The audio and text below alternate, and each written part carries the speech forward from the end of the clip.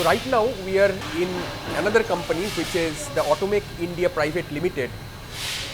This particular company, it is in the business of making the rims of wheels of motorcycles and bicycles. So these are some of their products. So this is one such rim of a motorcycle, and this is the rim of a bicycle. So this is basically what they make. And so I have with me Mr. Sanjay Patel. He is the managing director of this company. So we are going to ask him about what they exactly do.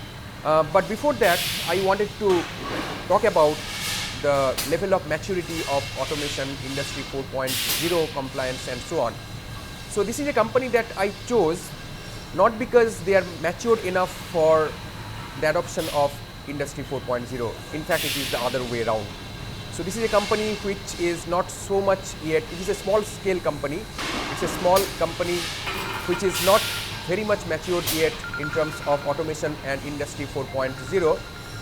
But this particular company is one where, if we take it up as a case, we can see that how we can adopt different technologies that we have studied in our course in order to transform this company towards the adoption or transformation towards Industry 4.0 and compliance thereof. So there are lots of opportunities you will be able to find in this company of the technologies that you have learned from the business aspects of it. All of these could be very well adopted over here. So as you can see in front of you, this is basically the raw sheet metal that comes, and then behind me is the roll forming process.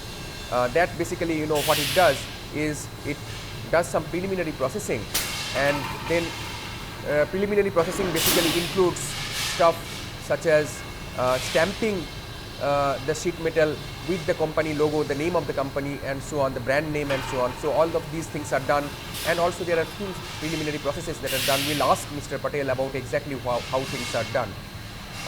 So we'll talk about later on, what is the current state of the practice, what is the current state of the art over here, and what all things can be done if they want to transform themselves towards Industry 4.0 adoption. So automation is low in this company. The use of sensors is also very low, and definitely, analytics, particularly from an automated analytics point of view, predictive analytics and all of these things are pretty low in this company. But this is a company which has a lot of potential for transforming themselves towards high-end automation and high-end adoption of Industry 4.0 requirements. So Mr. Patel, could you please explain what exactly you do in this company? नमस्कार। आज हमारा जो main product है वो cycle, motorcycle, moped, जो steel wheel rim बोलते हैं, spoke wheel rim. तो उसका प्रोसेस कैसे होता है, कैसे बनता है, वो पूरा प्रोसेस जानेंगे पहले। तो सबसे पहले स्टार्ट करते हैं हम लोग रॉ मटेरियल से। यहाँ बेसिकली जो रिक्वायरमेंट है उसका CRCS स्ट्रिप है, वो थिकनेस विड्थ के हिसाब से आ रही है। तो सबसे पहले कोयल को हैंग किया जाता है कोयल होल्डर से। ये कोयल होल्डर है, यहाँ से स्ट्रिप रोल फॉर्मिंग मशीन के अंदर चला जाता है। तो सबसे पहला काम जो होता है, ब्रांड नेम, जो कंपनी का नाम होता है, ब्रांड नेम होता है। बाद में स्ट्रिप को उसको फॉर्म कैसे करने का, शेप कैसे करने का, वो स्टेप बाय स्टेप 16 रोल के अंदर से वो जब पट्टी पास होती है तो उसके हिसाब से फॉर्मिंग, पूरा फॉर्मिंग का प्रोसेस पूरा हो जाता है। आगे चलेंगे जी बताने के लिए साथ में। So I am now going to request Mr. Sanjay Patel, the managing director of this particular company, to talk about the entire process, what things are done, how it is done, and the current state of the practice. So Mr. Patel, basically, as I have told you, that we are using this thing for educational content, which will be made accessible to people who do not normally have high-end education in our country through online media. So it is going to be made accessible through the NPTEL portal. So could you please tell us that how this process is conducted, what exactly happens over here? Okay sir, thank you sir. मैं संजय पटेल गुजरात से हूँ। हम लोग यहाँ पर basically हमारा main जो product है वो cycle rim, danger cycle rim, motorcycle, moped और बुलेट का रिम बन रहा है यहाँ पर। तो सर आज आपका जो मेन एम है वो रिम कैसे बनता है, वो पूरा प्रोसेस स्टडी करेंगे, वो देखेंगे कि प्रोसेस कैसे कंप्लीट होता है। तो सबसे पहले स्टार्ट होता है कोयल होल्डर से। कोयल होल्डर का काम होता है जो रॉ मटेरियल को लेफ्ट करके चढ़ा के मशीन के अंदर पास करने का होता है। एक बार जो अपना जो साइकिल का जो रिम है, जो अपना स्टील स्पोक व्हील रिम आता है, वो बेसिकली बनता है स्टील व्हील रिम से। तो यह CR स्ट्रिप स्ट्रिप होता है। स्ट्रिप का थिकनेस और उसका विड्थ वो सबसे इम्पोर्टेंट होता है। और रिम के अपना विड्थ के लोड के हिसाब से अपना ये पूरा वही पास पहुँच जाता है। तो सबसे पहले पास होता है रोल फॉर्मिंग मशीन के अंदर। इन सेंटर में फॉर्मिंग मशीन के अंदर प्लेट का दोनों साइड से वेल्ड करना पड़ता है, उसको बोलते हैं सिम वेल्डिंग मशीन। और सिम वेल्डिंग का मशीन का कैपेसिटी होता है 3 kVA का। फिर रिम को पूरा फोल्ड करने उसको कट किया जाता है। कट करने के बाद बट वेल्डिंग के अंदर दो जॉइंट को जोड़ने के लिए वो जो जोड़ा जाता है उसका नाम होता है butt welding machine. Butt welding pass होने के बाद उसको ग्राइंडिंग करना पड़ता है। ग्राइंडिंग के बाद पॉलिशिंग होता है। पॉलिशिंग के बाद पूरा रिम 3 साइज़ के अंदर 190, 320, 400 और 600 वो ग्रिड के हिसाब से उसको पॉलिश करता है। पॉलिश करने का सबसे इम्पोर्टेंट रोल ये आता है कि पॉलिश करने से वो बाद में क्रोम करना पड़ता है निकल चढ़ाने के लिए। तो निकल एकदम सही ढंग से चढ़ाने के लिए पॉलिश होना ज़रूरी है। पॉलिश होने के बाद जैसे मार्केट का रिक्वायरमेंट होता है कि 40 होल, 36 होल, 32 होल, वो मार्केट को अपना प्रोडक्ट के हिसाब से चलता है कि कस्टमर का डिमांड कैसे होता है, एप्लीकेशन कैसे होता है, डिपेंड ऑन एप्लीकेशन कि उसका डायमीटर 28 भी होता है, 28 भी होता है, 16 भी होता है, 19 भी होता है। तो उसके हिसाब से रिम का कट होता है। नंबर ऑफ होल पंचिंग होने के बाद ट्यूब वाल हुआ पंच होता है। ये पूरा प्रोसेस मैकेनिकल प्रोसेस होने के बाद ये हमको उसके ऊपर निकल कोन का पूरा करना पड़ता है प्रोसेस। निकल कोन का प्रोसेस करने के लिए सबसे पहले स्ट्रिप के ऊपर जो ऑयल होता है उसको रिमूव करना पड़ता है। वो रिमूव करने के लिए H2SO4, HCl, सुपर शॉक जो अलग अलग केमिकल आता है उसमें से रिम पास होता है। कंप्लीट रिम पास होने के बाद ड्रैग आउट होने के बाद पानी के वॉश करने के बाद निकल के टंकी के अंदर हमारे पास निकल का पूरा लाइन है। वो लाइन के अंदर 8 to 9 जो माइक्रोन बोलते हैं, मतलब ग्राम बोलते हैं, उसको निकल चढ़ा जाता है। निकल लगाने के बाद जो एंटी कोरोजन बढ़ाने के लिए, रिम का लाइफ बढ़ाने के लिए क्रोम का प्रोसेस होता है। क्रोम का प्रोसेस पूरा होने के बाद उसको पॉलिशिंग होता है वापस शाइनिंग बढ़ाने के लिए। वो डिफरेंट केमिकल के वो पास होता है रिम पूरा। फिर उसका पूरा रिम हो जाता है, पैक होता है और पैक के पूरा जाता है मार्केट में चला जाता है।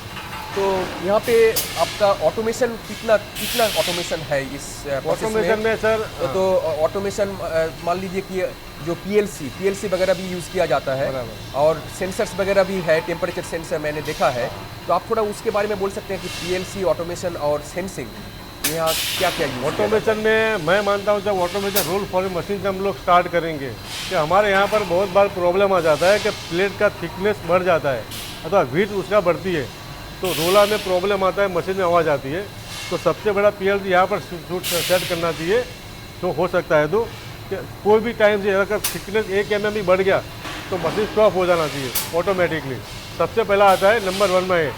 नंबर 2 में आ जाता है जो रिम को बनाने के लिए हम फोल्डिंग करते हैं, सिम वेल्डिंग करते हैं। तो सिम का जो रेशियो होता है कि फॉर एग्जांपल हमको 250 के kVA का पावर दिया है, सपोज बाय चांस पावर कम मिलता है अपना बिजली सप्लाई करने से, तो भी कस्टमर को पता चलना चाहिए कि यहाँ पर कुछ प्रॉब्लम हो रहा है। नंबर 3 में आता है रिम का मार्केट का जो डिमांड होता है 28 dia, 26 dia, 24 dia, 19 dia, 18 dia. तो वो सबसे जो हमारा कटिंग होता है रिम का साइज़ के हिसाब से, तो यहाँ पर अपना जो पीएलसी का पॉसिबिलिटी पूरा है। तो उसको शायद हम पॉसिबल करना चाहते हैं तो कर सकते हैं यहाँ पर। नंबर 3 में आता है पीएलसी अपना पॉलिशिंग के अंदर। रिम को पूरा 4 गेज में पॉलिशिंग होता है, तो हमको बार बार निकाल के पॉलिश करके करना पड़ता है। तो यहाँ पर भी चांसेस है। फिर पीएलसी का रिक्वायरमेंट हमारा मेजर आता है लास्ट में। हमने क्रोम कितना % देना है, कितना ग्राम देने का है, अभी हमने पहले वो पूरा सेटअप करके रखा था, लेकिन सब अलग अलग टेम्परेचर मेंटेन करने का, क्रोम मेंटेन करने का, निकल कितना आता है वो मेंटेन करने का, ये पूरा मीटर लगाने के बाद हमको सब मेंटेन करना पड़ता था। तो एक ऐसा इंस्ट्रूमेंट हो कि जो हमारा टोटल प्लांट का जो रिक्वायरमेंट है निकल प्लांट का, निकल का टैंक के अंदर, कि एक ही मशीन के अंदर पूरा प्रोसेस साथ में आ जाए। कि सपोज हमारा रिक्वायरमेंट होता है 8 ग्राम निकल लगाइए, 65 का टेम्परेचर होना चाहिए, 40 के नीचे जाना नहीं चाहिए, रिम का स्पीड इतना होना चाहिए, ये पूरा एक ही जगह मेंटेन हो सके, तो ये पीएलसी पॉसिबल है यहाँ पर। तो सेंसर क्या क्या यूज़ किया जाता है? इलेक्ट्रोप्लेटिंग के लिए आपका टेम्परेचर सेंसर मैंने देखा है, वो तो बहुत इंपॉर्टेंट चीज़ होता है, टेम्परेचर को मॉनिटर करना। साफ पूछ रहे हैं कि टेम्परेचर का, यहाँ पर टेम्परेचर इतना इम्पोर्टेंट होता है कि हमारा जो निकल का जो टंकी है उसका टेम्परेचर 70 के ऊपर जाना नहीं चाहिए और 65 के नीचे नहीं आना चाहिए। वो टेम्परेचर मेंटेन इसलिए करना पड़ता है कि निकल के जो होते हैं एटम का स्पीड डिपेंड ऑन निकल का टेम्परेचर के हिसाब से होता है। जैसे उसका टेम्परेचर मेंटेन होता है तो निकल एक मेटल आती है, तो मेटल का स्पीड अप एंड डाउन होता है फास्ट में। हम बिलो 50 का जाएंगे नीचे तो निकल का पार्ट का जो स्पीड है टंकी के अंदर कम हो जाता है, तो स्पीड के अंदर उसका जो चिपकने का क्षमता कम हो जाती है, तो क्वालिटी मेंटेन नहीं होता। बाद में सबसे बड़ा आता है क्रोम यूटिलाइजर। क्रोम का जो टंकी होता है हमारे प्रोसेस में वो अपो 40 के ऊपर चला जाता है बाय चांस, तो निकल का जलने का चांस बढ़ जाता है। और बिलो 40 जाता है तो क्रोम काम नहीं करता। तो यहाँ पर भी ये एक ऑटोमेशन होना चाहिए कि भाई 40 के नीचे गया तो ऑटोमेटिक शट डाउन हो जाएगा पूरा जो हीटर बीटर का टेम्परेचर मेंटेन करने का। और बिलो 40 से 45 के ऊपर ज़्यादा है तो ऑटोमेटिक शट डाउन हो जाना चाहिए। नंबर 3 में उसके साथ के अंदर क्रोम का लेयर कितना होता है वो सबसे इम्पोर्टेंट होता है। सपोज लेयर ज़्यादा बाय चांस हो जाता है, चढ़ जाता है, करंट पास ज़्यादा हो जाता है तो क्रोम फटने का चांस बढ़ जाता है। तो ये भी साथ में मेंटेन करने का चांसेस है। Thank you. So Mr. Patel, thank you so much. So what we have seen is that in this particular company, there is some automation. They use PLC, programmable logic controllers, which you have studied in this particular course. They also use different sensors. So this is basically the first step, but there is a long way to go. So what is required, as you know already, that the sensors are there, but they are not interconnected. So data is being acquired, but if we can have a system where the data can be exchanged, so the data from the different sources, the different sensors, they all can be made available. And if we can have a process by which centralized decisions can be made, so after the sensing of the data will have to be sent, so that the communication aspects, the protocols that are there, which you have studied in this course, all of these are going to be required, they have to be implemented. So as I was telling you, that after all these data are made available in a centralized manner or some decentralized manner as well, so they have to be processed. They have to be processed close to the edge, that means the source from where they are being collected, or they have to be processed far away from it, maybe in a cloud or somewhere like that. So all of these technologies, the fog computing, the cloud computing, all of these technologies could be very well adopted in this particular company to improve their processes. So thereafter what happens is, you can, based on the analytics, you can make decisions about the, first of all, we can monitor the operational efficiency. We can monitor the operational efficiency, operational maintenance, whether anything is required or not, based on the data that are being collected. Then thereafter, predictive as well as prescriptive maintenance using machine learning techniques, those can also be adopted. So what we can do is, we can make the processes, the quality of the products in turn much more improved and of better quality. One more thing that I forgot to mention earlier is, what about safety? Safety is very important in most of the industries, and I'm sure they are also taking care of safety in a very serious manner. But automation in the safety domain is very important. So can we adopt the IoT technologies in order to make the workplace much more safe and also the processes much more improved, so that you can take care of the quality overall in a much more improved manner and in a much more integrated manner. Why I say integrated is, all of these things will have to be interconnected. All these different components, all these different data that are coming, all these should contribute in a holistic manner, in an integrated manner, in order to improve the processes, the product quality, as well as the workplace safety. So this is a company, as I was telling you earlier, which has taken the first steps, but there is a long way to go if they are willing to adopt Industry 4.0 in the future. So adoption of IoT technologies will help them in order to achieve the goals. Thank you. So right now we are in another company which is basically into the business of taking sheet metals and giving it some kind of a shape for its clients. So the name of the company is Metal Tech CNC Private Limited in North Gujarat. So I have with me Mr. Patel, who is going to explain to you about the company. And so this particular company, as you will see, has lot of opportunities for adoption of the high technology industrial IoT and industry 4.0. We'll talk about that later on, but let us first ask Mr. Patel about the company, to speak about the company. My name is Bharat Patel, Managing Director from Metal Tech CNC Private Limited. Okay. We are manufacturing sheet metal component and fabrication. Okay. So as I was telling you, Mr. Patel, so this particular course that we are doing is for it. The name of the course is Introduction to Industry 4.0 and Industrial IoT. And this is an NPTEL course which is going to be made accessible to students from all over the country and even beyond. And so we are going to look at the different types of instruments that you have over here, and what is your current state of the art and how we can take it forward in order to adopt Industry 4.0. So we are going to talk about that later on. I am going to talk about it. My name is Kevur Gamit, or my designation is Production Engineer in Metal Tech. Okay. First of all हम लोग कोई भी party का हमारे पास drawings आते हैं, और drawings के हिसाब से हम लोग पहले ऑटोकैड में उसका ड्राइंग बनाते हैं. अच्छा. फिर ड्राइंग बनाने के बाद उसके बाद जो हमारा मशीन का सॉफ्टवेयर रहता है उसमें हम उसको कन्वर्ट करते हैं. फिर उसको जो कटिंग करना है, जैसे होल काटना है, स्क्वायर काटना है, कुछ कट आउट करना है, वो शेप से हम प्रोग्रामिंग करके. तो यही मशीन है जो CNC मशीन है, punching CNC मशीन है, CNC पैनल है यहाँ पे.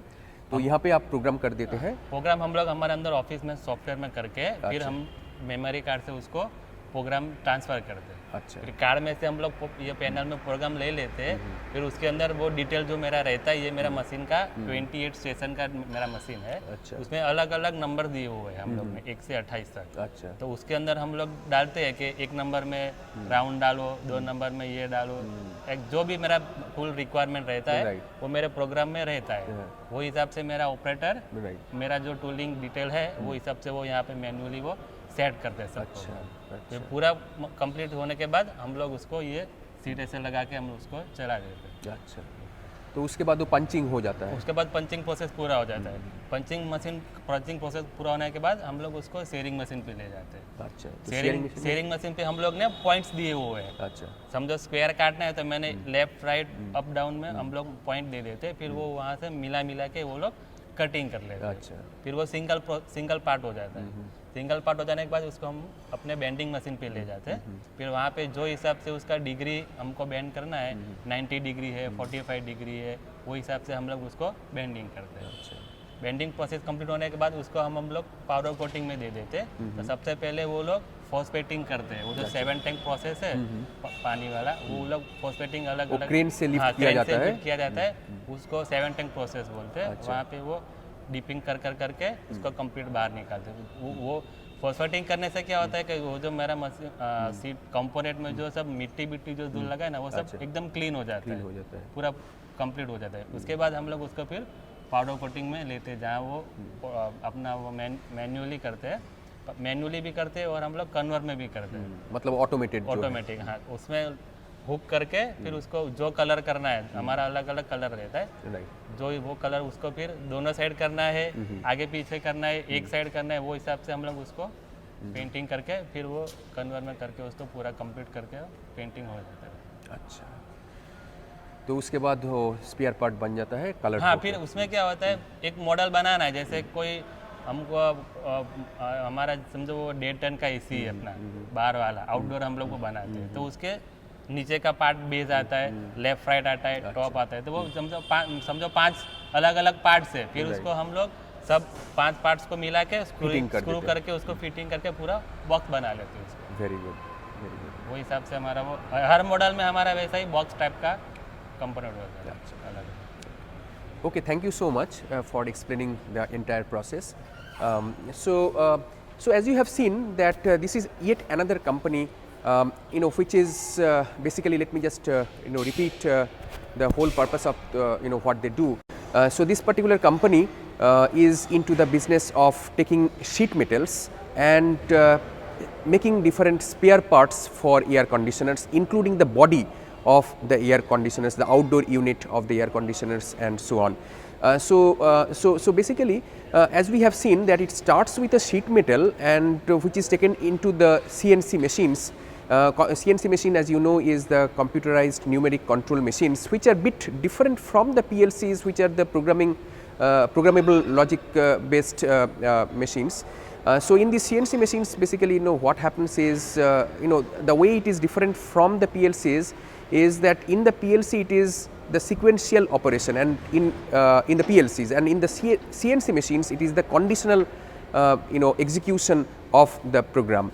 And so both of these, the CNC as well as PLCs, have lot of similarities, but there are certain subtle differences between the operations of the CNCs and the PLC machines. PLCs as well as CNC machines both are used in factories, the manufacturing plants and other similar plants a lot. And so these are some of the essential components for making the company smart. But for smart factories and so on, for smart manufacturing, what is required is the adoption of industrial IoT concepts that you have learned in the course. So lot of different things are required in it. It starts with the sensors, not just the sensors which are interconnected with one another. So interconnected sensors, the sensor network which are fitted to the different machines, not a single machine but different machines. They are all fitted with these different sensors, and they can share the data between each other and also to a remote point where it has to be processed further. So all these data are collected. Let me just repeat the process once again, and then you undertake different analytics. Maybe some of these could be real time analytics, some of these could be non real time analytics, some of these could give you idea about the quality and the processes that are being conducted, the quality of it. Getting different data about those, so the operational part of it, and some of these could be predictive about how these data can give you certain insights about what is going to happen in the future. And so that is the predictive one, and also the prescriptive ones, that also you have how it works. So it goes beyond the predictive analytics, and you can get a lot of different insights. So for all of these, you see, what we have is an ecosystem of cyber physical systems, CPS, and with that you connect different sensors, interconnected sensors. So that is what the industrial IoT is all about. You collect the data, you run different analytics into it, and also based on the analytics you get different decisions which has to be fed back either to the machines or to the management in the company. So all of these different things can be fascinating things can be done with the data that are collected. But we are still not there yet. So most of these companies are still in the primitive stages. They still do not have adequate automation in them, and so basically the data that are collected, you could even add SCADA to the similar kind of systems for supervisory control and so on. So analytics, control, communication, and all of these things put together, you can get a fascinating type of ecosystem that could be built out of these companies. And in fact, what you could have is companies like this could be made smart. They could be made smarter. So you could have smart factories easily implemented by the adoption of all of these different ideas that I just talked about, and also many different other things. So automation, analytics, communication, and also the storage of the data through cloud or fog or whatever. So all of these could be brought in together. So we have lot of potential, as we have seen in many of these companies. So the question is that how you can take it forward, what should be the next steps, whether these companies are going to be interested in the adoption or not. But for that, what is required is to make them sufficiently educated about what industry 4.0 is and what industrial IoT is all about. One more thing, let me repeat what we have covered in the course is basically the training part. The training part, and particularly the training with respect to not only the systems, the quality of them, the processes and the products and so on, but also the safety. Industrial safety is paramount.